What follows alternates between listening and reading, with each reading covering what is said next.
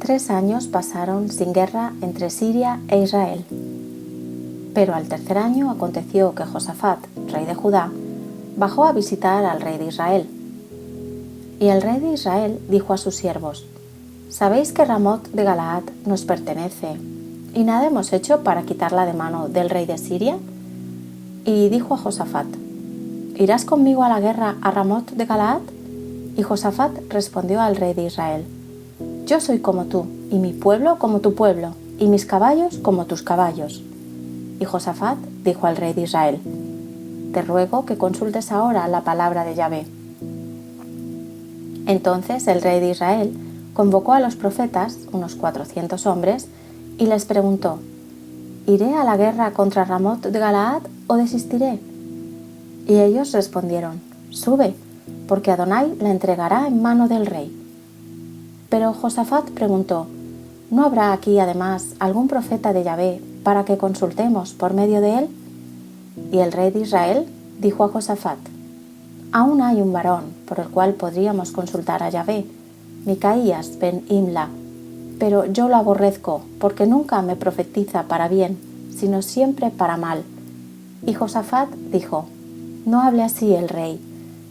Entonces el rey de Israel llamó a cierto eunuco y le ordenó: «Trae pronto a Micaías ben Imla». Y el rey de Israel y Josafat, rey de Judá, estaban sentados cada uno en su trono, vestidos con sus mantos reales, en la plaza junto a la entrada de la puerta de Samaria, y todos los profetas profetizaban ante ellos. Y Sedequías ben Kenaana se había hecho unos cuernos de hierro y decía: «Así dice Yahvé: con estos embestirás a los sirios hasta acabar con ellos». Y todos los profetas profetizaban de la misma manera, diciendo: «Sube a Ramot de Galaad y triunfa, porque Yahvé la ha entregado en mano del rey». Y el mensajero que había ido a llamar a Micaías le habló diciendo: «He aquí, las palabras de los profetas declaran el bien al rey a una sola voz. Sea pues tu palabra como la de ellos y anuncia el bien». Pero Micaías dijo: «Vive Yahvé, que lo que Yahvé me diga, eso hablaré». Y cuando llegó ante el rey le dijo: «Micaías, ¿iremos a la guerra contra Ramot de Galaad o desistiremos?» Y él le respondió: «Sube y serás prosperado, y Yahvé la entregará en mano del rey». Pero el rey le dijo: «¿Cuántas veces tengo que hacerte jurar que no me digas sino la verdad en nombre de Yahvé?» Entonces él dijo: «Di a todo Israel esparcido por los montes como ovejas sin pastor, y a Yahvé que decía: estos no tienen amo, retorne cada cual a su casa en paz». Y el rey de Israel dijo a Josafat: «¿No te dije que no profetizaría acerca de mí el bien, sino el mal?» Y él dijo: «Por eso oíd la palabra de Yahvé. Di a Yahvé sentado en su trono y al ejército de los cielos alrededor de él, a su diestra y a su siniestra». Y decía Yahvé: «¿Quién inducirá a Acab para que suba y caiga en Ramot de Galaad?» Y uno decía de una manera y otro de otra. Y se presentó un espíritu ante Yahvé y dijo: «Yo lo induciré». Y le dijo Yahvé: «¿De qué modo?» Y respondió: «Saldré y seré espíritu de mentira en la boca de todos sus profetas». Y él dijo: «Ciertamente lo inducirás y prevalecerás. Ve y hazlo». Y ahora, he aquí, Yahvé ha puesto un espíritu de mentira en la boca de todos estos tus profetas, pues Yahvé ha decretado el mal contra ti». Entonces Sedequías ben Kenaana se acercó y golpeó a Micaías en la mejilla y dijo: «¿Por qué camino pasó de mí el espíritu de Yahvé para hablarte a ti?» Y Micaías respondió: «He aquí, tú lo verás aquel día cuando vayas de aposento en aposento para esconderte».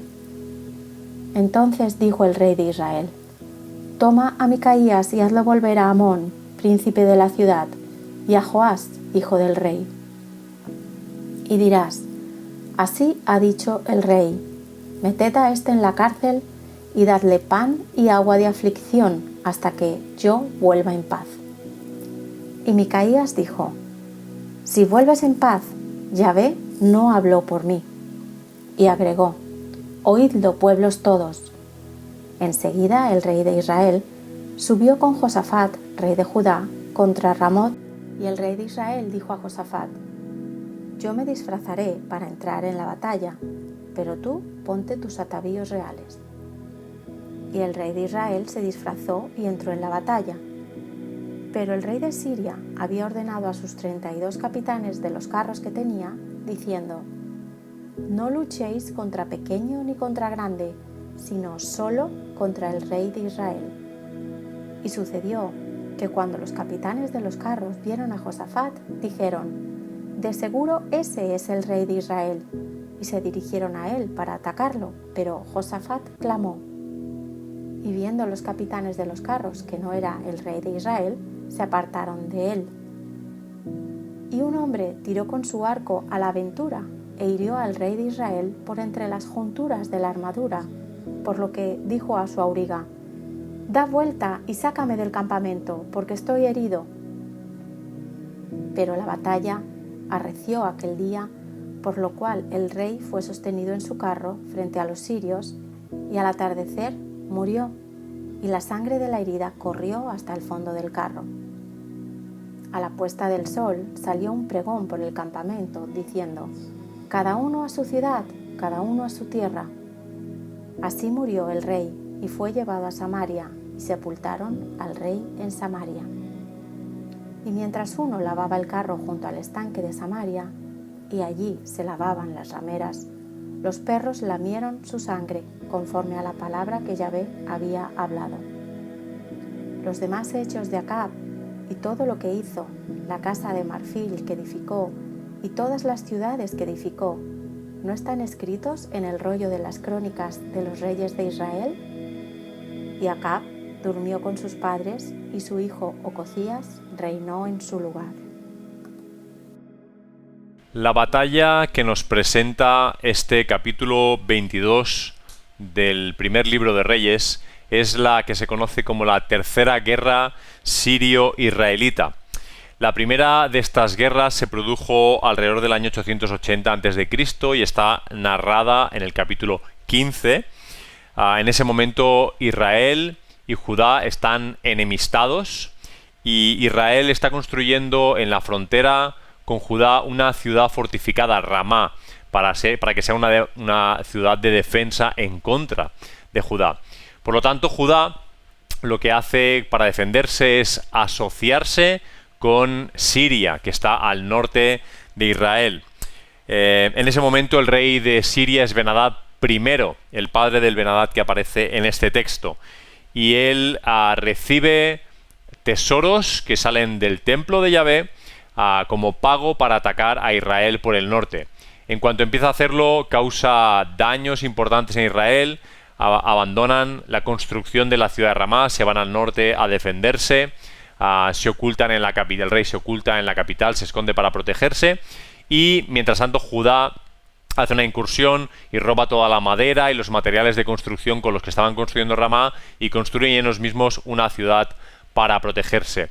En esta primera guerra sirio-israelita, Ben-Hadad va a acabar robando, quitando algunas ciudades de Israel y va a acabar dejando a Israel en una situación de vasallaje o semi-vasallaje. La segunda de estas guerras, hay varias de ellas, se produce en los años 857, 856, 13 o 14 años después. Es lo que narramos la semana pasada, y ya no está Ben-Hadad I, ahora está Ben-Hadad II, y el rey de Israel es Acab. Israel y Judá siguen enemistados todavía en este punto de la historia, llevan varias décadas enemistados, y lo que pasa es que Siria sitia Samaria, rodea Samaria, y esta segunda guerra sirio-israelita tiene dos batallas principales, que son las, como os digo, las que narramos la semana pasada. La primera se produce en la montaña, hay una gran victoria de Israel. La segunda se produce en el llano, hay otra segunda gran victoria de Israel. Acab va a dejar libre a Ben-Hadad II en contra de la voluntad de Yahvé, y los profetas le van a profetizar que por haber dejado libre a Ben-Hadad pagará con su vida la vida de su enemigo. Entre la segunda y la tercera guerra tenemos el episodio del capítulo 21, el viñedo de Nabot, y así llegamos a este momento que vamos a reflexionar hoy, a este relato. Este relato se produce 3 años después, por lo tanto estamos hablando del año 853 a.C. aproximadamente. El rey de Judá, del reino del sur ahora, es Josafat. Y por fin, después de muchas décadas, ha sucedido algo que no había pasado en el momento histórico de las anteriores guerras, y es que Judá e Israel por fin han hecho las paces. Josafat y Acab hicieron las paces y por fin aunaron a los hermanos que habían sido divididos desde Jeroboam. Pero una cosa que se nos indica rápidamente en el texto es que Ben-Hadad II no ha cumplido con su palabra cuando Acab lo liberó. Si recordáis, cuando Acab lo libera y le deja marcharse con vida, él promete devolver las ciudades que su padre había robado en la primera de las guerras. Esa es la segunda. Llegamos a este momento histórico y lo que sucede es que él no ha devuelto por lo menos una ciudad, Ramot de Galaad. Parece que es una ciudad importante y están allí en Samaria Acab, rey de Israel, Josafat, que ahora son amigos, le baja, le visita, están ahí juntos. Y Acab se queja, se lamenta de que todavía no les han devuelto después de 3 años esa ciudad y que ellos no han hecho nada. Así que le propone a Josafat ir a la guerra en contra de Ben-Hadad II, con el que había tenido ya 2 batallas anteriormente, y recuperar la ciudad de Ramot. Josafat no tenemos claro si tenía muchas alternativas, es decir, esa relación entre Judá e Israel, en este momento Israel es mucho más fuerte que Judá, así que no queda claro si fue hacer unas paces y una relación de igual a igual, porque vemos que incluso la estrategia de la guerra toda queda en manos de Acab. Parece que Josafat está también una especie de semi-vasallaje, es decir, hay una amistad, hay un equilibrio, pero parece que Josafat tiene que avenirse un poquito a las razones que Acab le dé. Así que Josafat accede a ir a la guerra con él a Ramot, pero sí que le pone una especie de condición, o le pide encarecidamente lo siguiente, que por favor sea consultado Yahvé antes de ir a la guerra. Y entonces se abre una escena delante nuestro en la que van a aparecer muchísimos profetas, un número de 400 profetas. Y Acab les hace la siguiente pregunta. Le dice, ¿iré a la guerra contra Ramot de Galaad o desistiré? Es una pregunta de sí o no. No hay muchas alternativas. Decidme si debo ir o no debo ir. Y la respuesta unánime de los profetas es, sube, porque el Señor la entregará en mano del rey. Parece, después de este sencillo diálogo que nos presenta el texto, que Josafat ha tenido lo que quería, que es que se consultara a Yahvé. Pero encontramos a Josafat de nuevo hablando con Acab y diciéndole si no habrá además algún profeta de Yahvé para consultar por medio de él. Parece que no está convencido con la respuesta de 400 profetas. ¿No hay otro profeta de Yahvé al que le podamos consultar? ¿Qué está pasando aquí? Analicémoslo con cuidado. En primer lugar, estos 400 profetas parecen profetas de Acab, profetas del reino de Israel, profetas a salario, de la misma manera que veíamos, por ejemplo, en el capítulo 18, que Jezabel y Acab tenían 450 profetas de los Baales y 400 profetas de las Aseras. Parecen funcionarios reales, igual que los sacerdotes o igual que otro tipo de funcionarios. Es evidente que este texto nos evoca, como os digo, la situación en el Carmelo, porque el número así lo indica, 400 profetas. En aquella situación, en 1 Reyes 18, como os digo, hay 450 para Baal y 400 para las Aseras. Si recordáis bien, los 450 profetas de Baal mueren, pero el texto en el capítulo 18 no nos indica qué sucede con los 400 profetas de las Aseras. Quizá son estos mismos profetas que aparecen en este capítulo, no podemos saberlo con seguridad.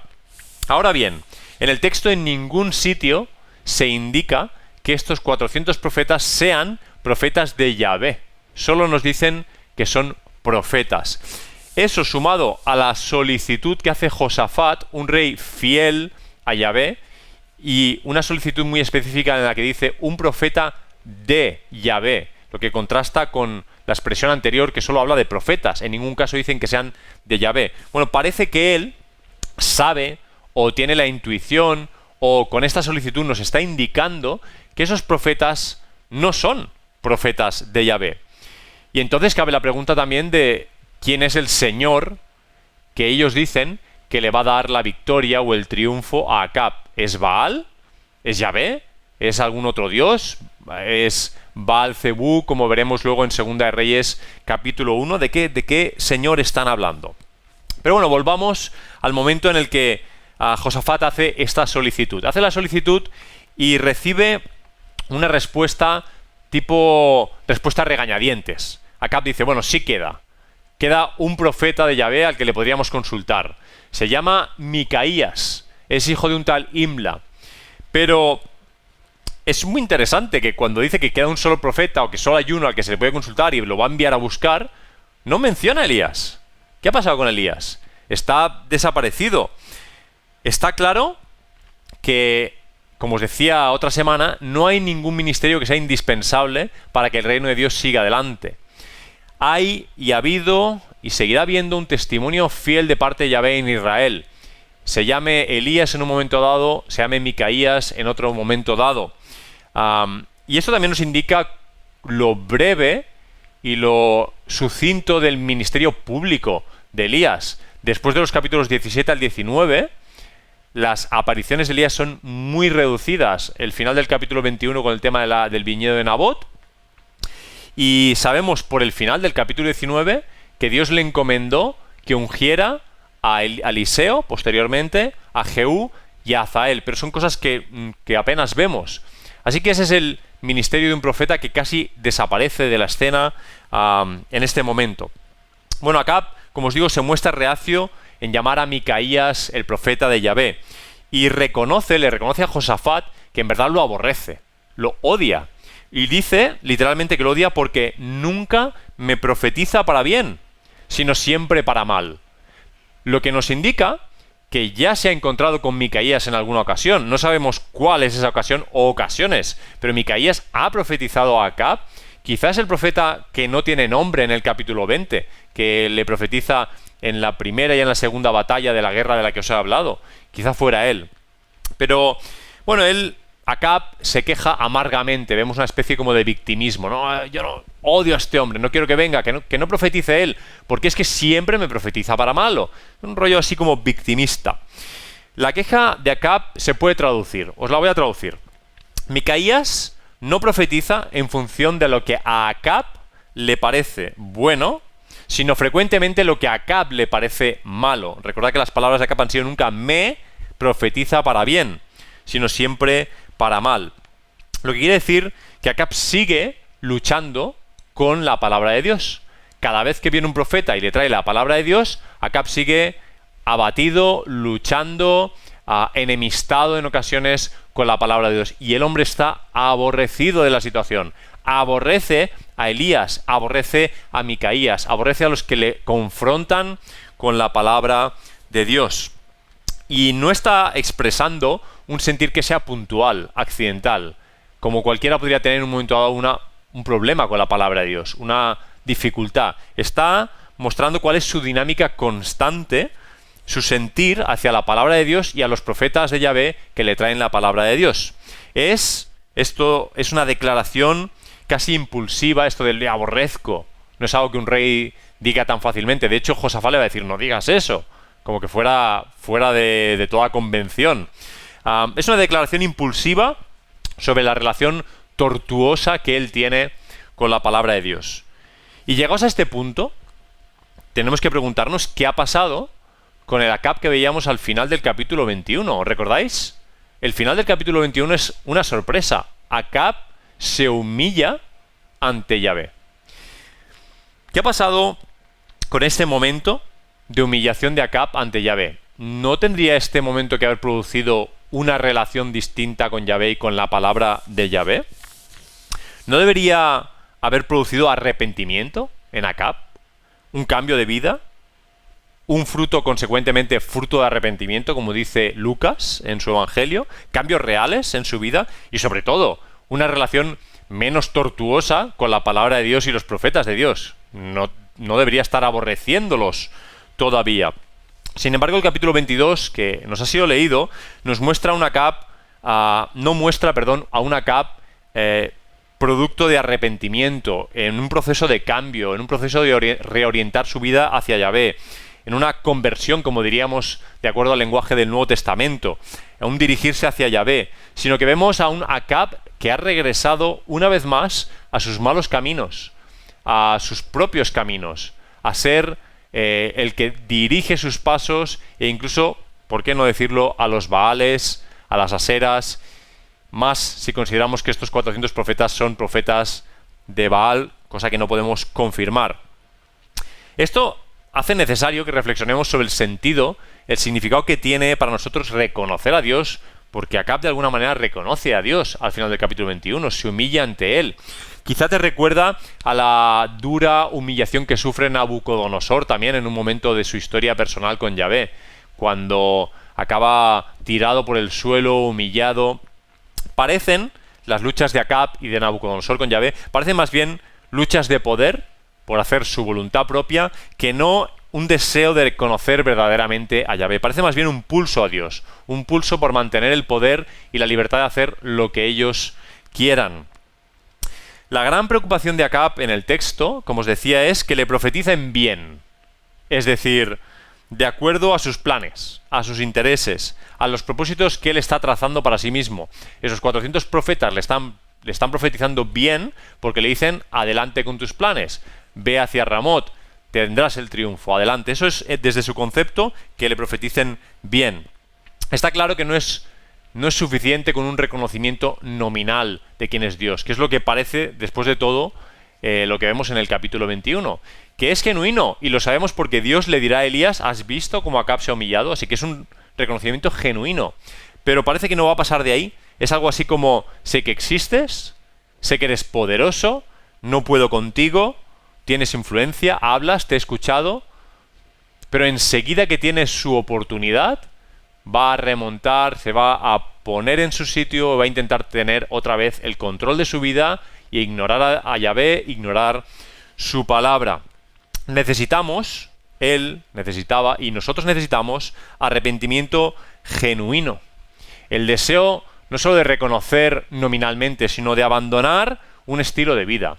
Una decisión honesta de reorientar la vida, las acciones, el corazón hacia Yahvé. Eso es lo que significa conversión, arrepentimiento, un giro de 180 grados. Estabas mirando en un sentido, pero al reconocer a Dios te das cuenta de que estabas caminando en contra de su voluntad y te reorientas y entonces empiezas a caminar en su camino, en su deseo. La palabra de Dios no puede seguir siendo, por rutina, una lucha contra nosotros. No puede ser una piedra en el camino permanente, que siempre produce abatimiento. Esto puntualmente puede sucedernos a cualquiera de nosotros, que la palabra de Dios se nos haga difícil, que sea como si estuviéramos comiendo y de pronto algo se nos queda aquí, que necesitamos agua para que pase, que se nos hace difícil. Pero lo que no es posible es que la palabra de Dios siempre sea eso. La palabra de Dios debe mostrarse para nosotros como una guía, como dirección, como la voz que anhelamos, que deseamos escuchar para saber cómo vivir bien y cómo vivir verdaderamente. Una palabra que produce sabiduría, gozo, paz, fruto de arrepentimiento, esperanza, perdón y enfoque para nuestra vida. Acab, como os decía, enviará un mensajero a buscar a Micaías. ¿Recordáis que nos habíamos quedado en ese punto? Le envía, y este mensajero, probablemente orientado ya por Acab, desde que encuentra a Micaías y le dice: ven que te llama Acab, va a intentar manejar, controlar la palabra de Dios, condicionarla. Le va a decir lo siguiente a Micaías: he aquí, las palabras de los profetas declaran el bien al rey a una sola voz. Sea pues tu palabra como la de ellos y anuncia el bien. ¿Habéis visto? Van a buscar al profeta de Dios para consultarle, pero le dicen lo que tiene que decir. Tienes que decir lo que sea de acuerdo a lo que ellos ya han dicho. Hay un intento de controlar la palabra de Dios. Bueno, Micaías desciende hasta Acab y va a tener varias intervenciones. La primera es rara, porque en el texto no podemos leer su tono, ni podemos saber cuáles son sus intenciones. Pero en su primera intervención, él va a decir lo mismo que los otros profetas. Sí, ve a Ramot que tendrás tu victoria. Pero el mismo Acab parece que sospecha que Micaías no está siendo honesto, o que le está haciendo una trampa, o que le está jugando algún tipo de juego. Y Acab va a decir las siguientes palabras: ¿cuántas veces tengo que hacerte jurar? Como os digo, ya tenían una relación previa, como veis. ¿Cuántas veces tengo que hacerte jurar que no me digas sino la verdad en nombre de Yahvé? De alguna manera, Acab está sospechando que Yahvé tiene algo que decirle que no es lo que ya le han dicho los otros profetas. Es decir, indirectamente el texto nos está diciendo que Acab intuye que quizá la verdad no sea lo que le están diciendo esos profetas. Y le pide a Micaías encarecidamente, ya sea porque su conciencia le acusa, o ya sea por el hábito que tiene de estar siempre luchando contra los profetas de Dios, le pide que le diga solo la verdad en nombre de Yahvé. Parece que a pesar de la maldad en su corazón, a pesar de sus malos caminos, aún parece haber un fondo en el que tiene una intuición o algo de parte del Señor que le dice: hay algo más, esta no es la verdad completa, o que por lo menos quiere conocerla para luego ya manejarla como él considere. Micaías volverá a abrir la boca por segunda vez, y en esta ocasión sí va a profetizar de parte de Yahvé. Desde luego la anterior era una especie de juego en su relación con Acab, intentando llevarle hacia algún sitio. La profecía es dura. Va a profetizar la muerte de Acab en la batalla de Ramot. Lo va a hacer diciendo que él es el pastor de las ovejas de Israel y que va a fallecer en esa guerra, una profecía que luego se utilizará para Jesús. Tras su muerte en batalla, se dará una orden a todo israelita para que regrese a su casa. Es una profecía que él lanza allí en presencia de Acab, de Josafat y de todos los otros profetas. En cuanto la oye, Acab vuelve a su actitud anterior. Con Josafat le dice: ¿lo ves? Como si lo tuviera al lado. Dice: ¿lo ves? Te lo dije. No me profetiza nada bueno, siempre el malo. Literalmente dice: ¿no te dije que no profetizaría nada acerca de mí bien, sino mal? Esto está en Primera de Reyes 22, capítulo 18. De nuevo vemos ese victimismo, esa visión egocéntrica de Acab, que parece que el mundo gire en torno a él, porque hay que profetizarle a él, sobre sus intereses, como si el profeta no tuviera ninguna buena intención y solo quisiera lo malo para el rey. ¿Quién dice que subir a Ramot para combatir a Siria y recuperar esa ciudad era el bien? ¿Quién dice que eso era lo bueno? ¿En qué lugar está establecido que eso era lo bueno y no lo malo?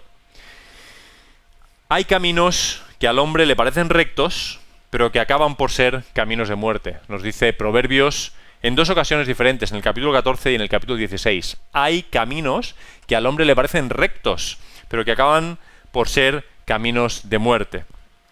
¿No le ha pedido Acab hace unos minutos a Micaías de forma explícita que le revele la verdad, solo la verdad en nombre de Yahvé?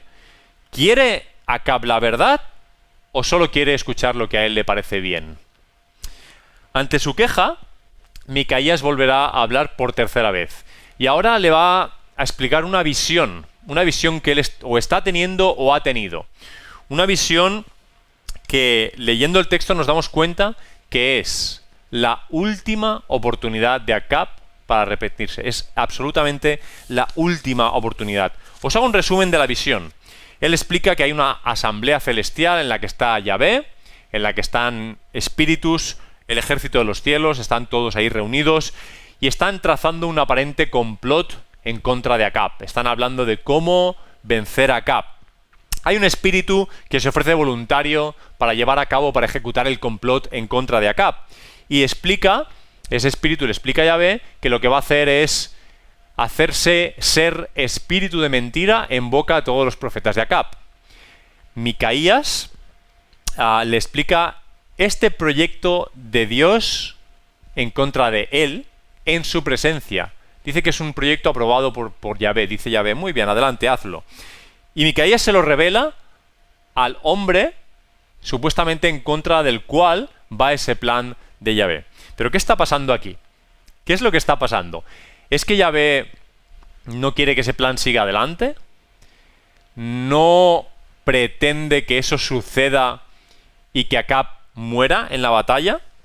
¿Por qué razón iba a decirle a Acab justamente cuáles son sus planes y cómo ha trazado esos planes a través de un espíritu de mentira en la boca de los profetas de Acab?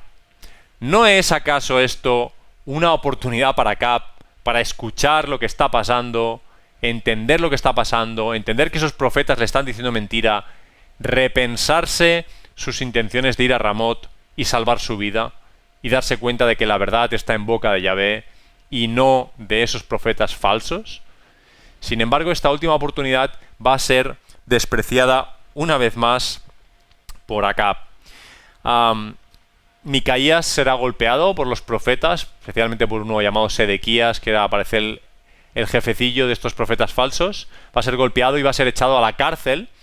Y Acab le dice: te vas a quedar en la cárcel hasta que yo vuelva en paz de la batalla. Y lo último que vimos en boca de Micaías es: si tú vuelves de esa batalla en paz, es que Yahvé no ha hablado por mí. Ya tienes lanzada la historia con estos profetas, y desde el versículo 29 hasta el versículo 37 nos van a narrar lo que es la tercera guerra sirio-israelita.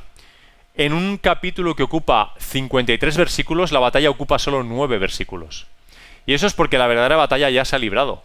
La verdadera batalla no es la batalla que está produciéndose entre Siria e Israel, sino la batalla que se ha librado en el corazón de Acab, donde él ya ha tomado sus decisiones. La derrota que él va a sufrir en Ramot es solo la culminación de un camino de decisiones malas en favor de intereses propios y alejado del único Dios verdadero y además del único Dios bueno.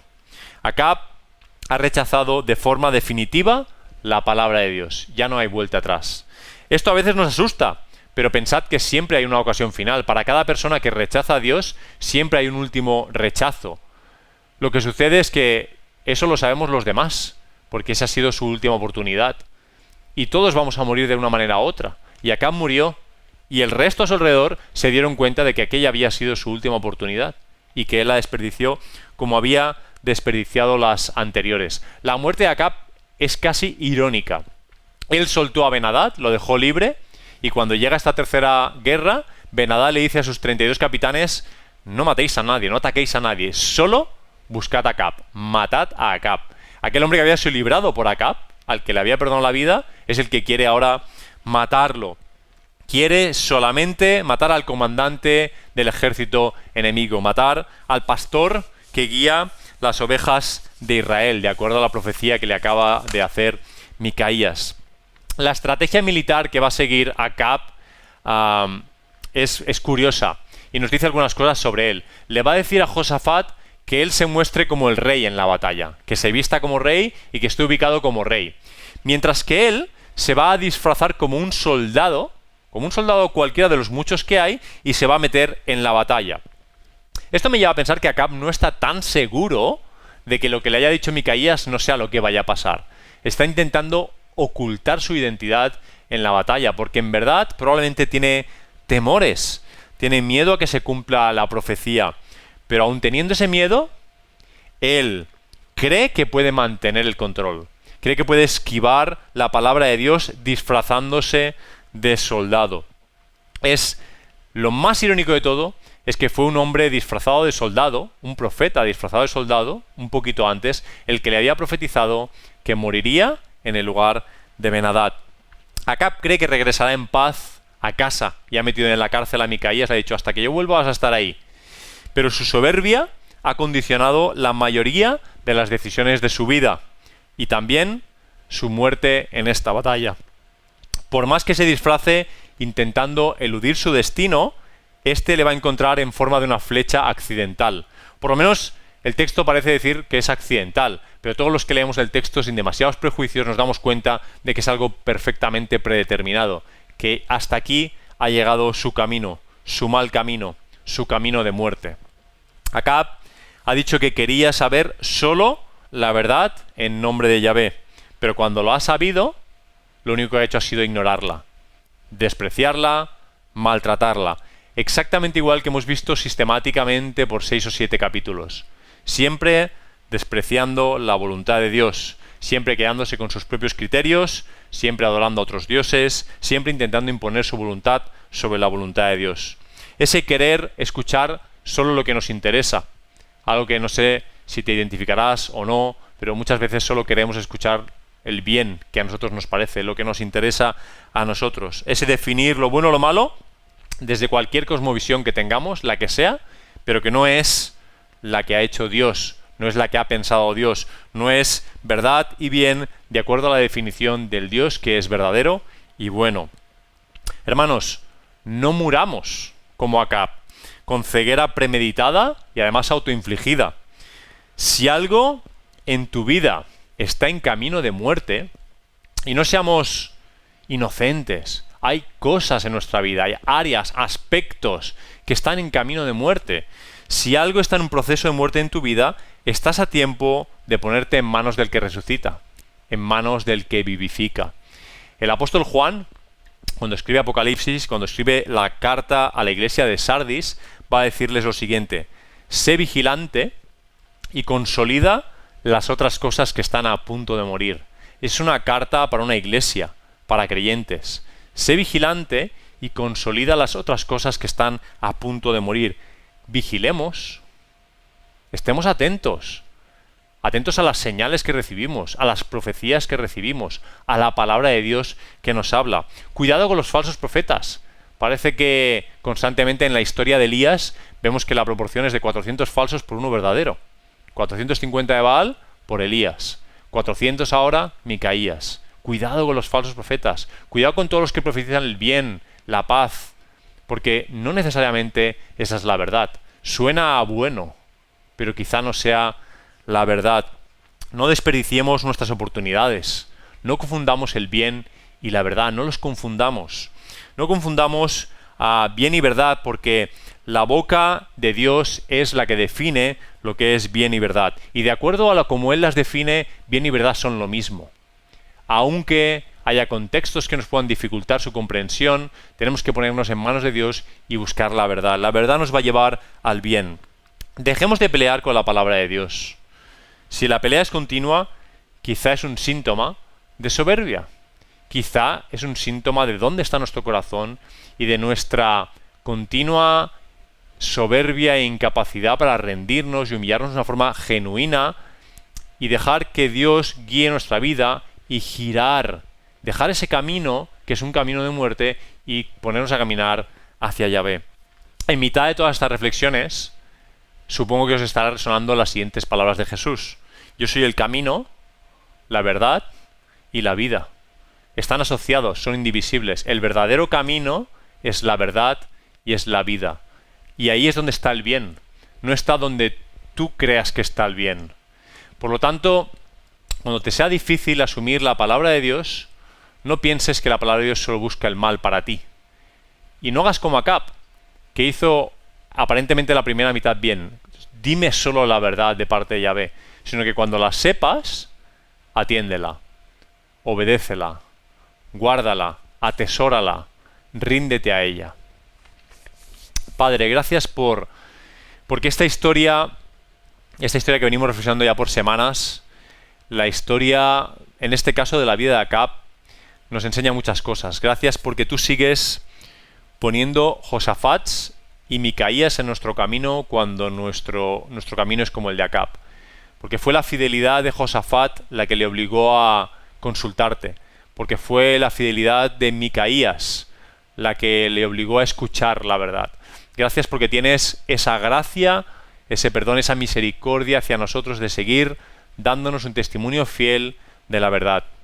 Ayúdanos, porque nuestro corazón es duro y lo sabemos, Señor.